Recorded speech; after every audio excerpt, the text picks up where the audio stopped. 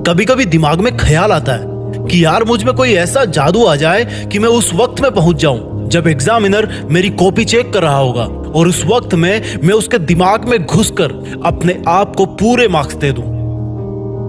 अगर ऐसा होगा तो मैं पूरी साल भर मेहनत करने से बच जाऊंगा और पूरे साल मस्ती मार के सबसे ज्यादा मार्क्स ले आऊंगा।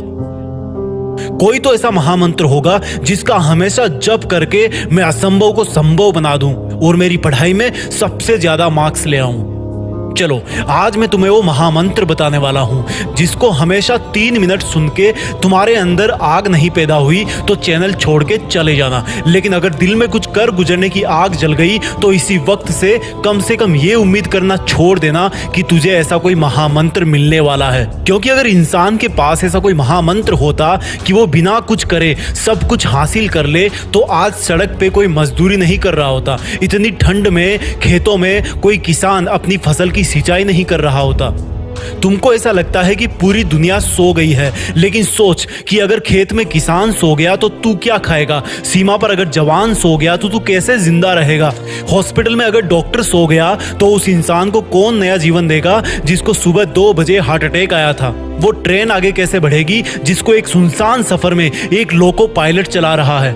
और सुनो, तुम भी तो लाइफ में कुछ बनने के सपने देखते हो ना। कोई डॉक्टर बनने के सपने देखता है तो कोई आर्मी में जाने के सपने देखता है। तो सोचो, तुम्हें अगर वो सपनों की दुनिया मिल गई तो क्या उसमें तुम्हें कोई जिम्मेदारी नहीं मिलेगी? तो क्या तुम अभी कोई जिम्मेदारी नहीं उठा सकते? उस पिता को खुश रखने की जिम्मेदारी जो कभी ऑटो चलाता है, कभी नाइट शिफ्ट करता है, कभी तुम्हारी तबीयत को लेकर तुम्हारे बेड के पास जागते जागते सोता है, तो कभी तुम्हारी भारी भरकम फीस के लिए सोते सोते जागता है। तुम्हारी माँ को खुश रखने की जिम्मेदारी जिसकी आंखों की रोशनी रसोई में चूल्हे के पास काम करने की वजह से कम हो गई है, जिसकी हाथों की चमड़ी पर तुम्हारे कपड़े धो धोकर सिलवटें पड़ गई है।